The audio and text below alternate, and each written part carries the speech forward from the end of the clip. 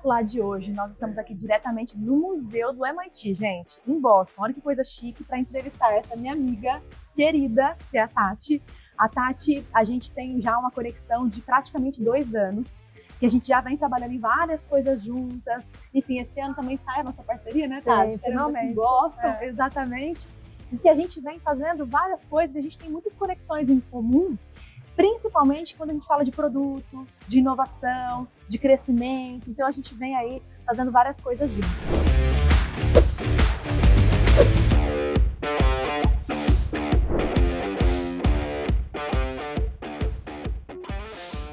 Tati, um prazer estar aqui com você. Eu queria que você se apresentasse e que a gente começasse o nosso Quem Faz Lá de hoje. Bom, nossa missão também, né, Carol, é muito conectada, né? Bom, eu trabalho com estratégia e internacionalização, ajudo as empresas a se crescerem, principalmente empresas de tecnologia, através de conexões e parcerias estratégicas e conexões que façam sentido, né? Então, eu desenvolvi um framework através de conexões no LinkedIn e eu ajudo muitas empresas nessa estratégia aí, principalmente na entrada do mercado americano, mas não só. Sensacional. Ô, Tati, conta um pouquinho da sua história, né? Que é uma história, assim, global e cheia de vários cases aí também. Conta um pouco para o pessoal. Bom, eu comecei minha carreira com tecnologia em grandes empresas, em grandes corporações, né? Na Prudential, na AXA, em grandes corporações do mundo financeiro, né? Eu trabalhei uns 15 anos, eu tive uma carreira muito bem sucedida. Quando terminei minha carreira na AXA, eu era uma das gerentes mais novas, uma das únicas mulheres. Eu até tive um ahá, aquele momento do ahá, que eu falei assim, gente, eu estou me sentindo um peixe fora d'água. O que foi? Por que um peixe fora d'água? De repente eu olho, eu estou numa mesa só com homens, muito mais velhos que eu, né? E eu era a única estrangeira, ainda por cima. Então, realmente eu estava tendo aquele momento ali que eu nunca tinha sentido. Eu trabalhei anos nesse mundo corporativo e não tinha sentido aquilo. Naquele momento ali, eu senti por uma série de questões e eu falei, não, eu quero sair para criar, empreender. Aí, inicialmente, eu vim para Nova York, eu morava na França, né? Depois a gente vai falar um pouco sobre isso, eu tenho uma vida muito internacional por contextos familiares. E aí eu morava na França, vim para Nova York, fiz uma escola de documentário e comecei uma produtora de documentários. E quando eu cheguei no Brasil, estava com a produtora de documentários, eu comecei uma comunidade para comprar comida orgânica, que cresceu enormemente. Em um ano a gente tinha 500 produtores e 30 mil membros, e aí a gente teve que transformar numa plataforma. Eu voltei para a tecnologia, e na época eu tentava muito dizer, eu quero fazer uma vida orgânica, onde tudo se conecta, a minha vida, o meu modo de ser, com o que eu estou fazendo. Então aquilo ali se encaixava muito bem. Então eu deixei, né, a vida de documentário. A Alice nasceu ao mesmo tempo. Eu disse que eu tive 2 gêmeos, que eu comecei uma empresa e a Alice ao mesmo tempo. E aí a gente começou esse marketplace, foi o primeiro marketplace colaborativo para compra de comida. E aí daí eu nunca mais parei. Aí fui contratada como CEO de uma outra startup de blockchain, também para produtores locais em Florianópolis. Aí eu mudei para cá e trabalhei como CPO de uma outra startup de food tech também, marketplace food tech. Aí quando eu saí, eu decidi, não, agora eu quero trabalhar mais conectando mercados, né, que eu acho que tecnologia é capaz de se globalizar, se internacionalizar muito mais facilmente que qualquer outro tipo de produto, né? Então, eu queria fazer essas conexões, essas pontes entre culturas, porque eu acho que é quando a gente encontra culturas que mais inovação surge, né? Porque você vem com pontos de vista, com formas de fazer diferente, é onde tem mais inovação. Então, a minha missão é essa, conectar culturas através de tecnologia e gente, como eu e você. Exatamente. E foi aí que a gente se conheceu. Exatamente, foi aí que a gente se conheceu. A Tati me conheceu num momento de transição de carreira, inclusive, né, Tati? Sim. Acompanhou toda a minha jornada empreendedora e vem acompanhando. Sim. E é incrível, né, Tati? Quando você fala dessa questão global, dessa questão de culturas, dessa missão que é tão bonita, eu queria que você contasse um pouquinho, a gente entrasse um pouquinho nas habilidades, né, que você precisou adquirir, que você já tinha também quando você começou toda essa jornada. Eu vou dividir em 2 blocos aqui. Sim. A primeira pergunta que eu tenho para você é: quais habilidades, enquanto brasileira, que você sentiu que era o seu diferencial também no meio dessas culturas todas que você passou e ainda passa? Bom, eu acho, tem uma coisa que é minha e que vem muito da cultura também, de ser extremamente colaborativa e conexão, né? Gosta de criar conexões. O brasileiro gosta de fazer festa, o brasileiro gosta de chamar as pessoas, gosta de fazer coisas junto. Então, isso sempre foi uma coisa que, desde quando eu estava no Brasil, eu me diferenciava, mas é uma coisa do brasileiro também, entendeu? Então, quando eu chego na França e levo isso para a França, era realmente uma coisa que as pessoas viam e falavam, né? Porque ainda por cima no meio, né, que é mais masculino e de tecnologia, ainda tinha uma mulher que tem competência técnica forte, mas que traz essa coisa da mistura entre o homem, o ser humano e a máquina, né? Então, eu trazia muito isso, juntar pessoas, fazer colaboração. E eu acho que tem essa coisa despojada do brasileiro, né? De dizer, de sorrir, de chegar sorrindo, trazer uma leveza para o ambiente de trabalho, que às vezes é difícil, é pesado. Isso eu acho que é uma coisa. Outra coisa é a criatividade do brasileiro. Eu acho que o brasileiro é extremamente criativo, né? A gente não perde essa criação, porque tem esse encontro de culturas. A gente já é esse encontro de culturas, né? O brasileiro é multicultural. A gente tem o encontro do indígena, do europeu, do negro e de todas as outras culturas. A gente tem mais libanês no Brasil do que no Líbano. Tati, uma coisa que eu queria te perguntar também é o outro lado, né? O que você aprendeu exatamente nessa jornada global sua, tanto aqui nos Estados Unidos, quanto também na Europa? O que te trouxe, que você aprendeu e que você quer trazer como dica?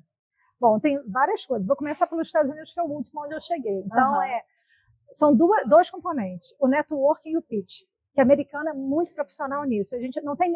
A palavra networking, eu acho que até surgiu nos Estados Unidos, né? Então, ninguém faz networking com o americano. Quando a gente chega em qualquer lugar do mundo, quando a gente chega em eventos, está todo mundo ali, ou arruma seu grupinho para ficar, ou você fica ali meio, como é que eu vou me conectar com o outro?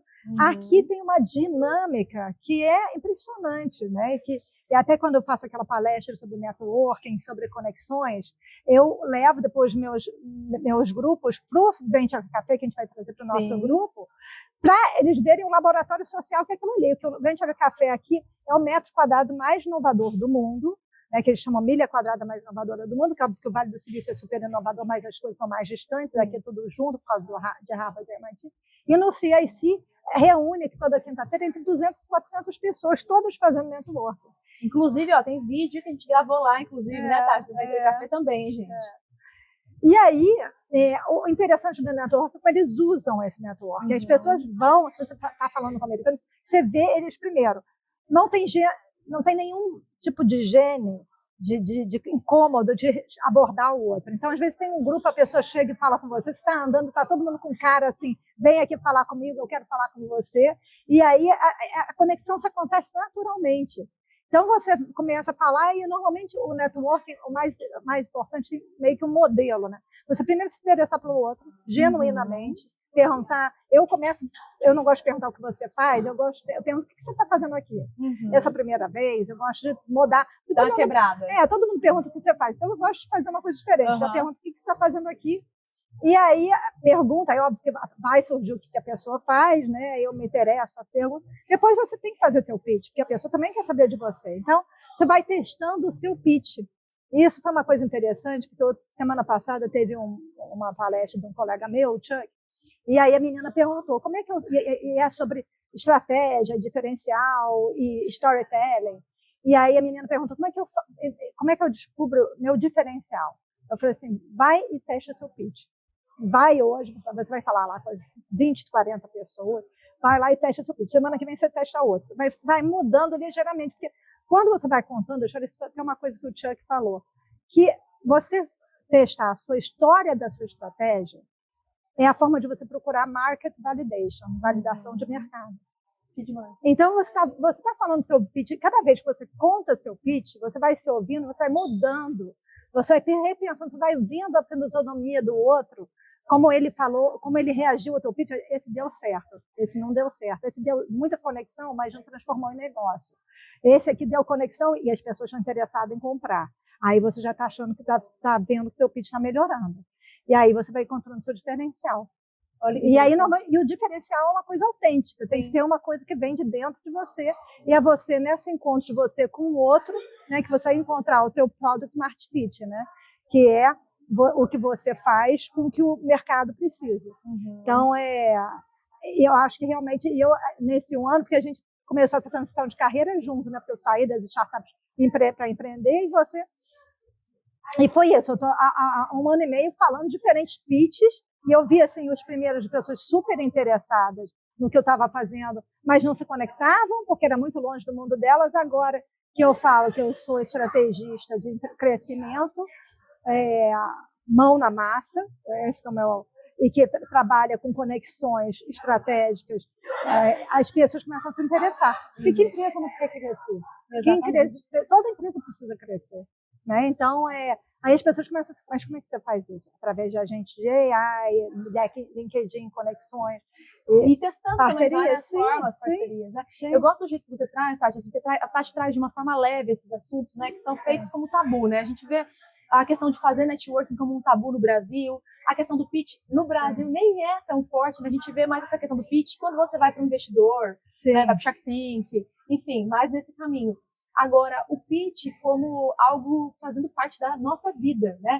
Aqui acho que essa filosofia de fazer parte da vida da forma leve que você está trazendo, traz muito aprendizado e faz com que a gente entenda que nós somos seres humanos que precisamos nos posicionar. Tati, para complementar esse tripé, né, que a gente falou muito sobre essa questão do network, do pitch, que são coisas que realmente a gente vê que no Brasil são tabus, que aqui a gente percebe que é algo muito natural. E você trouxe de uma forma tão leve que fica muito difícil agora alguém não conseguir fazer isso, hein, gente? Pelo amor de Deus.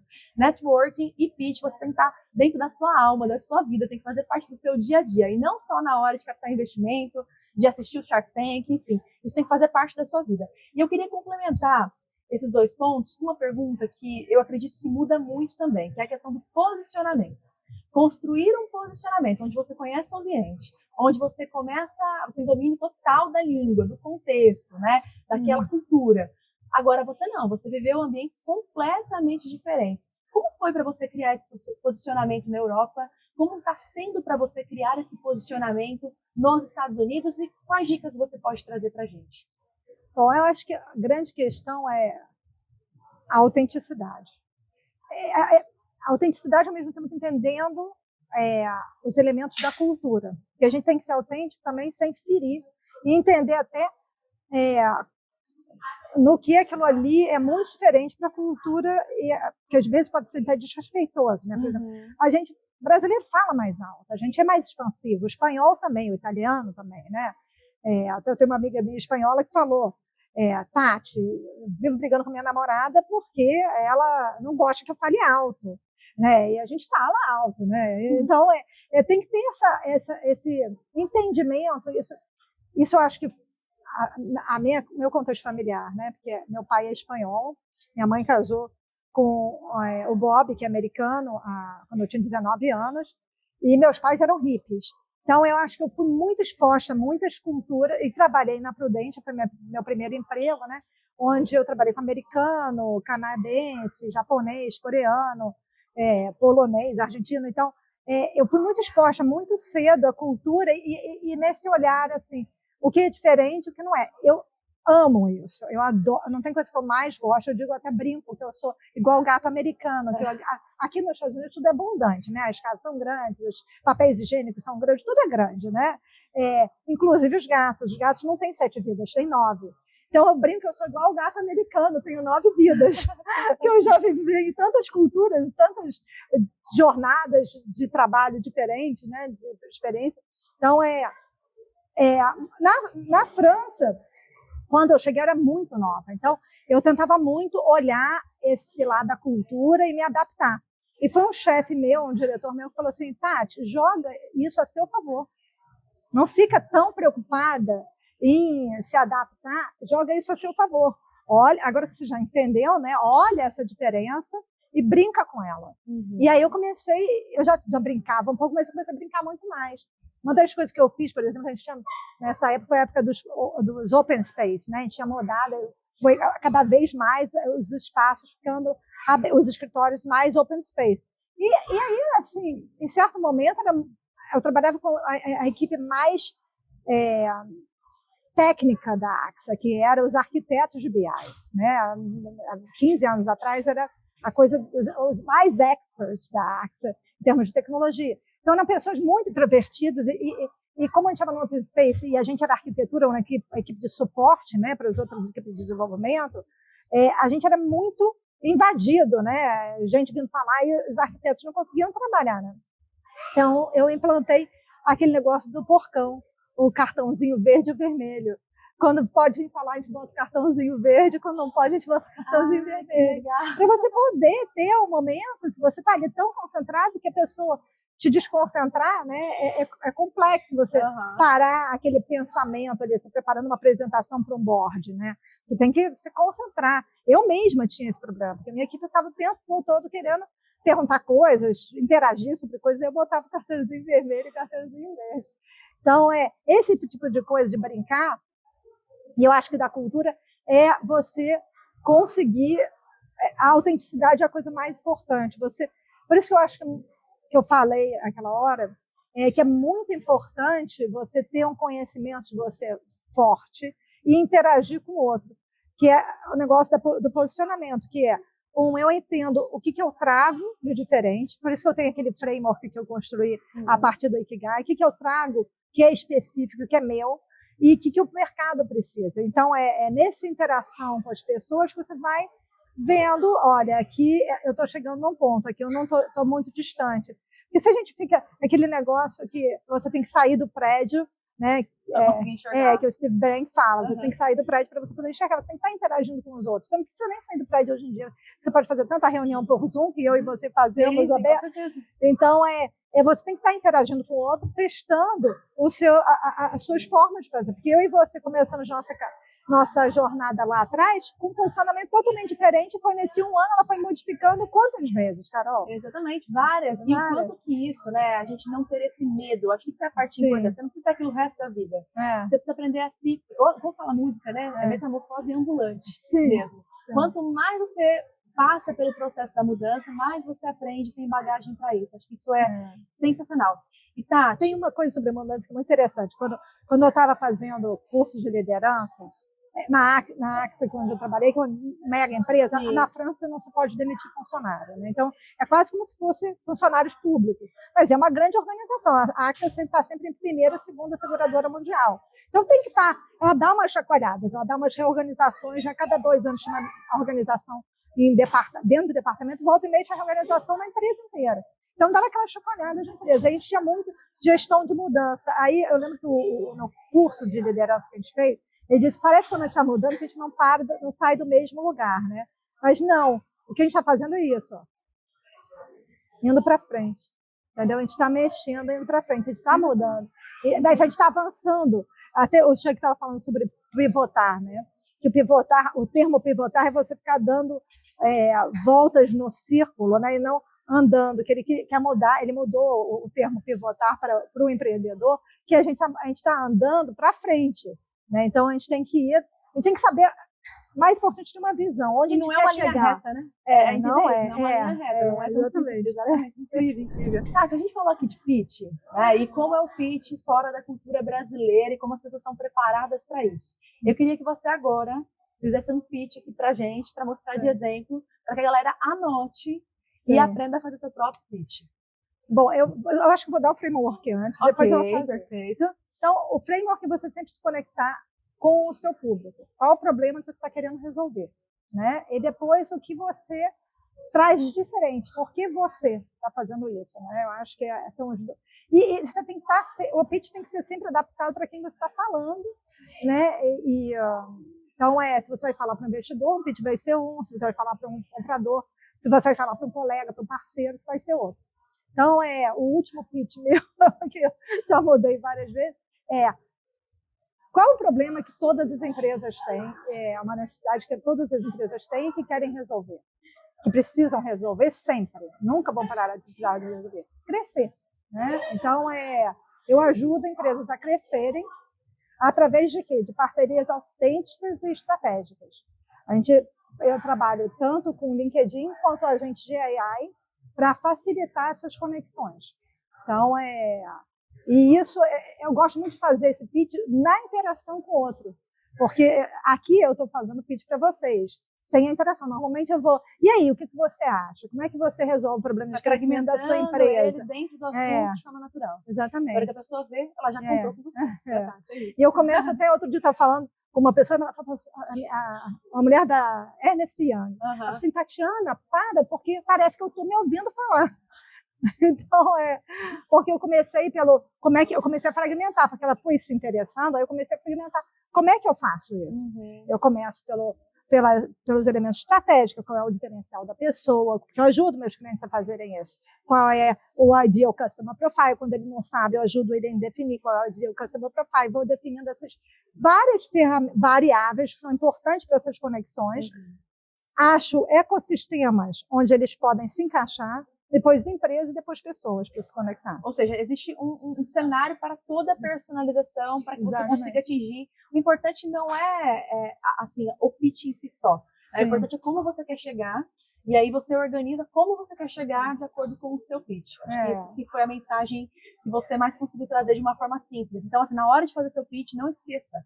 Personalize e se ouça. Acho que é importante treinar também isso, colocar isso nos assuntos e fazer isso realmente acontecer. É importante fazer, né, Tati? Sim. Não deixar de fazer. E se for pedir para uma pessoa, tem que ser na interação.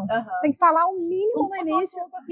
Por exemplo, se eu fosse falar para você, Carol, exatamente, com um amigo meu, assim que eu saí com esse Alfredo, o Alfredo que você conheceu. Alfredo, mudei meu posicionamento. Vou fazer isso. Aí ele falou assim, eu falei só, estou ajudando. Gerou curiosidade. Aí ele falou assim, me explica mais. Aí eu falei assim, isso. E aí, como é que você faz? Aí, na conversa, aí ele ficou assim, Tatiana, ele ficava me puxando, Tatiana, vem me explicar como é que você está fazendo. Vem me explicar.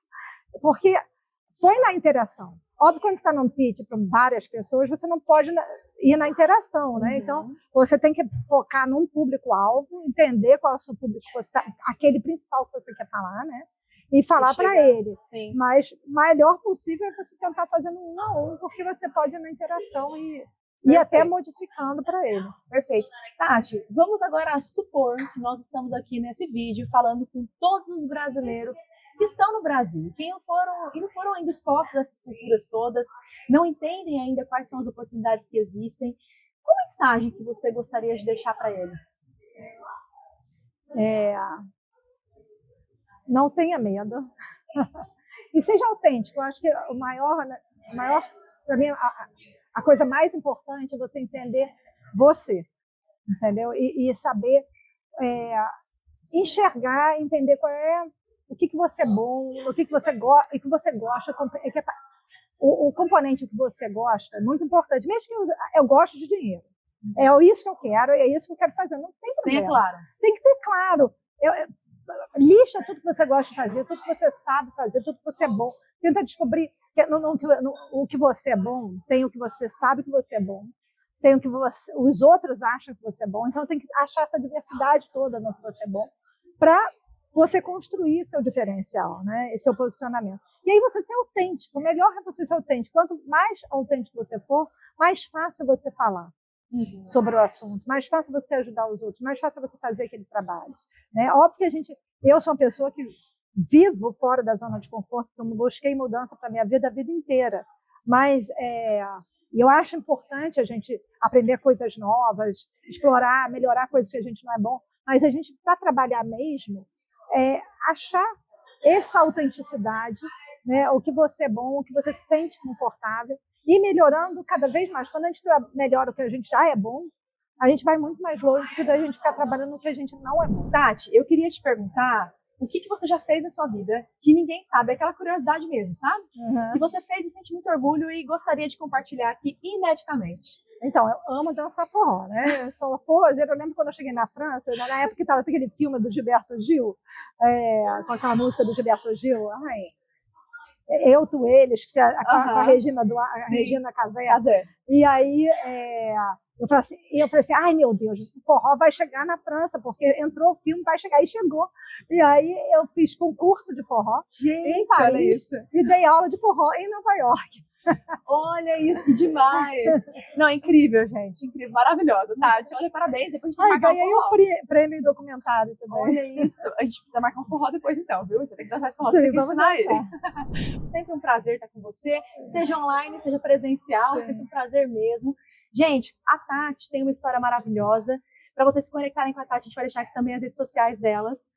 Assim vocês podem se conectar e conversar mais com a Tati, que realmente tem uma bagagem incrível e que trabalha também com essas conexões, com esses crescimentos, que faz muito sentido também.